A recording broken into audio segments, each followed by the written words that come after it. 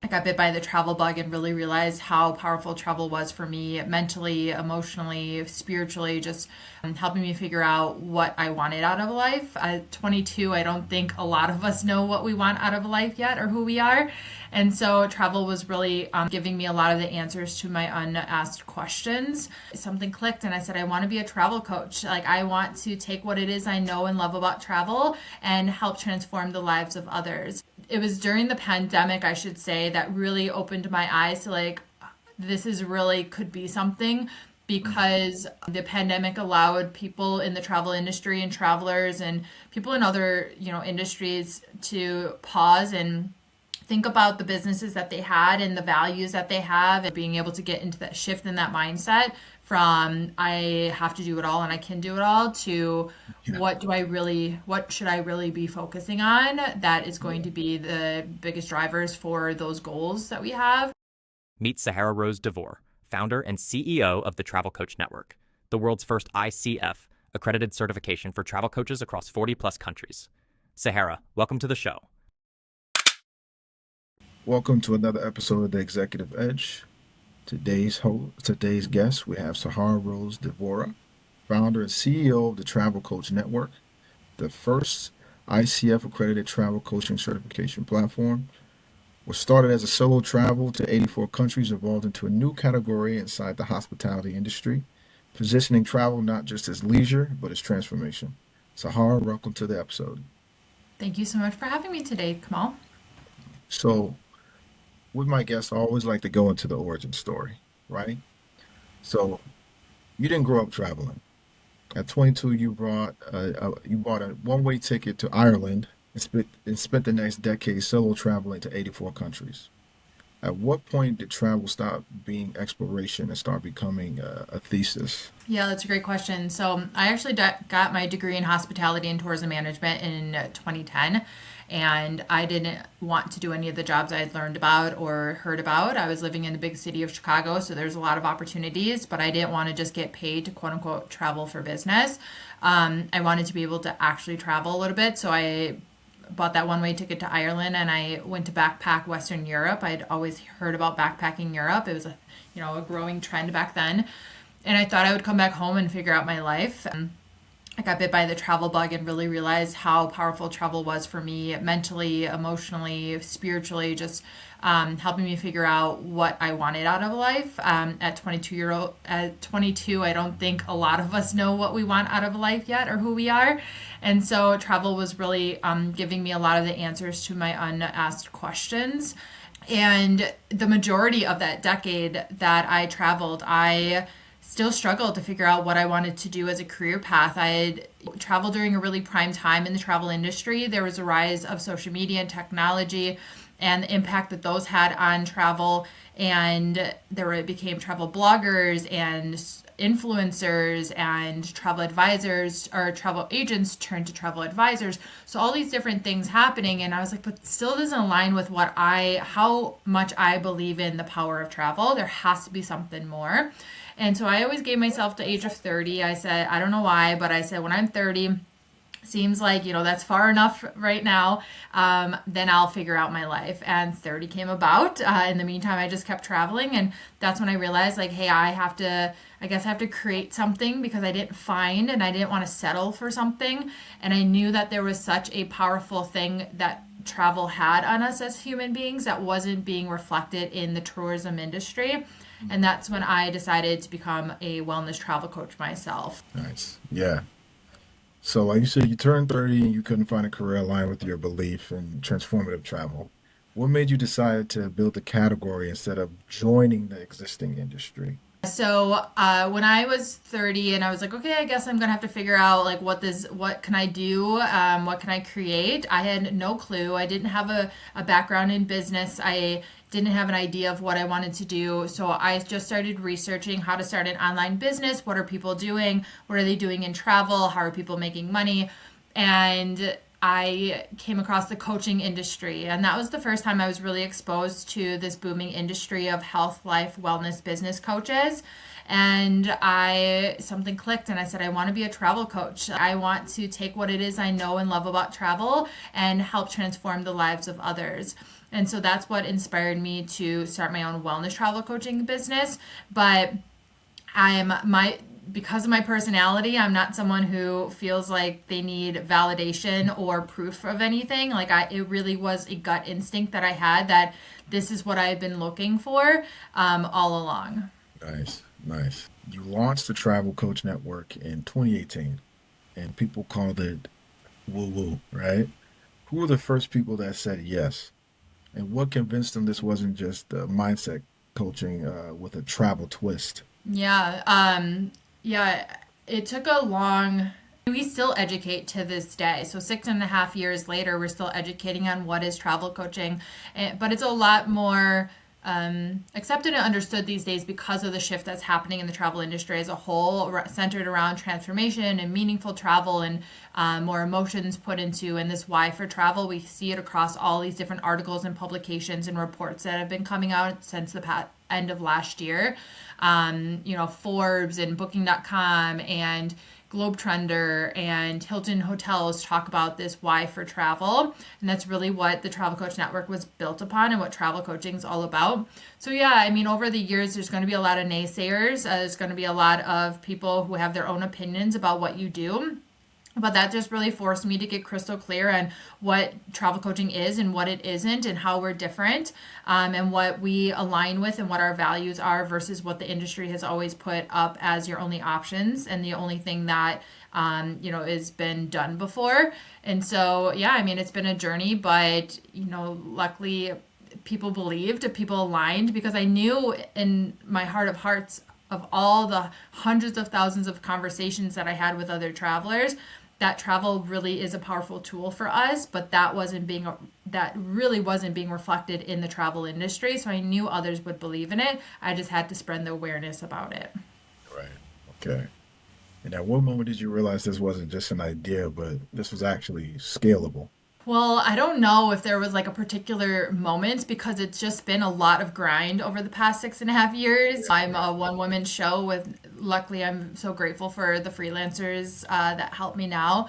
But, I still I do a lot of juggling every single day. And it's been a lot of just like face in the computer and figuring things Yeah. out and trying and failing. And so I don't often get to look at like the bigger picture of things, but it was during the pandemic, I should say, that really opened my eyes to like this is really could be something because the pandemic allowed people in the travel industry and travelers and people in other industries to pause and think about the businesses that they had and the values that they have and what travel meant to them or how they were running their travel business or serving their clients. And we saw an influx of all these different people coming into the TCN, from travel agents and retreat leaders, tour operators, health, life, wellness coaches, medical experts saying, hey, maybe this is what I've been looking for or what I want to combine with what I already do. So just kind of running with that. And so we've really shaped our business around all these different possibilities. Nice. It's one thing you said that I can 100% relate to. When you're a one person show and you're stuck in the day to day, you don't really have time to just sit back and be like, what does it all look like when it's all said and done? Or how big can this be? I mean, of course you think about it, right? But it can definitely be hard to kind of zoom out. So, but like you said, it becomes more about just staying firm, keeping your head down, and usually scale and all those things follow it, right? So totally relate to that. So now that you have 750 plus certified travel coaches in 40 plus countries with ICF accreditation, what's actually driving enrollment today? Is it LinkedIn, thought leadership, word of mouth, media visibility, hospitality partnerships? Yeah, it's a great question. It's a little bit of everything. social media works really well for us. So Facebook and Instagram are two of our biggest platforms. LinkedIn has been growing a lot, unintentionally, or I Yeah. should say unexpectedly. Yeah. But media publicity is something that I knew very early on in my business that I wanted to learn more about and be able to do without hiring PR. And so now I've been over 350 plus media outlets. And so a lot of that is strategy too. There's been outlets that we've been featured in, such as CNN Travel, that really did really well for our business. But not every media does that, obviously. And then we do Facebook ads, which obviously means also Instagram ads. And then I do run Google ads as well too, but we organically show up anyways because we're the only ones doing what we're doing. Right. And thankfully, ChatGPT also recommends us. Oh, in the larger database. Yes, that's always great. So, which segment is growing fastest? Is it career changers, travel advisors, pivoting? Is it corporate burnout professionals? Are you talking about like the types of niches that our travel coaches Yeah. focus in? Yes.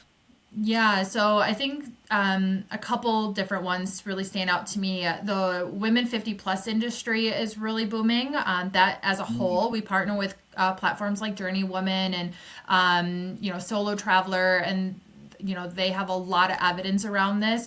But so a lot of our travel coaches do focus on helping other women 50 plus use travel as a tool for reinvention, self-discovery after things like divorce or empty nesters or retirement as well. So that life transition. And then wellness is a big one too. Wellness can mean so many different things. So we have travel coaches who focus in anything from somatic movements to wellness retreats to helping travelers prepare physically and mentally for experiences, trips, so that they can feel empowered that they can take the trip and have the adventure that they're looking for instead of just staying behind the screen and scrolling and envying other people's experiences.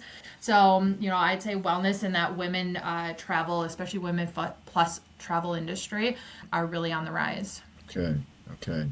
Yeah, it's funny. I think you see a lot more of it now where people are kind of just living life, or especially travel. You see a lot, especially on Instagram, living through the actual screen, living through other people's experiences. So yeah, it's actually really cool to see what you guys are doing to kind of like help people regain that power because it is huge. It is an experience to actually go out there and travel and see it for yourself. I know for myself, right? I've actually never been outside the United States, so but one of the things that I plan on doing is going to Japan, right? Because I always see it online, but taking a hike on Mount Fuji, and it's one of those things like you said, helping people help people. When you feel like, okay, can I actually take that hike? Am I ready mentally, physically?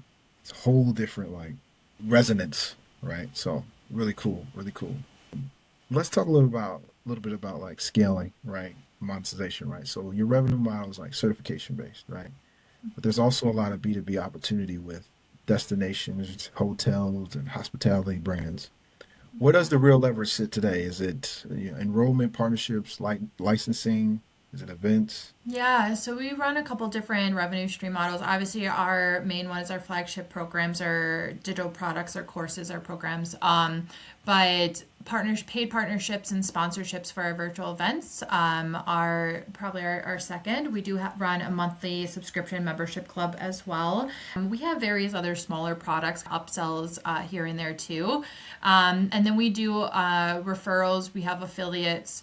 But then, yeah, so we do run our Spanish program is under a licensing type of model. It's like a quasi licensing model.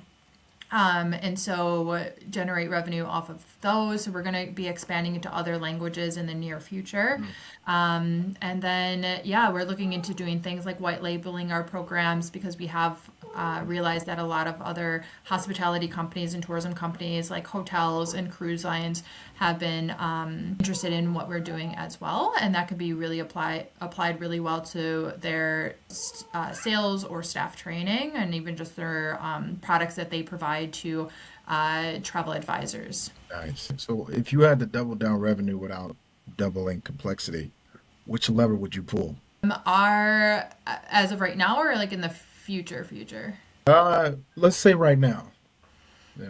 Yeah, our digital products, our programs, our courses, we're going to be launching a new ICF accredited program next month that is specific for travel agents, travel advisors to combine travel coaching into their business models. And so soon that will be sold individually and then licensed out to larger consortia. So I want to talk a little bit about some of the bottlenecks you may be going through, right? So you're building a new category in a legacy industry, right? Where's the constraint right now? Is it awareness? Is it conversion? Is it industry skepticism? Operational bandwidth? Where's the friction point? I think awareness is always a thing, right? You can only reach so many people in such a certain time frame. So we're always working on spreading awareness. Because sometimes or oftentimes when people hear about us, they're like, this is what I've been looking for. And then that conversion comes in. But then also converting oftentimes. So nurturing people and educating, they still need to know, like, is this a thing? What is it? How can I combine it into what I'm doing? How can I can be who could I serve as a travel coach? So there's also that conversion that needs to happen as well. Okay. And I think the third one would probably be education still. So awareness and education around what is travel coaching and how has it been different and how is it complementary to the other roles that exist in the industry like travel advisor, tour operators, retreat leaders, life Okay. coaches. Nice. Okay. And you mentioned brands wanting access to your audience without paid partnership budget, right? What's missing in that value exchange? Well, usually we only take paid partnerships now Right. because of the bandwidth that it takes to provide the deliverables. Right. Sponsorships for our events we get. Um, every now and then we'll do, depending on the type of brand or company, we'll do a non-paid. It just depends on the value that they're offering or they provide to our members. Because in the TCN, my biggest two things are going to be awareness of travel coaching.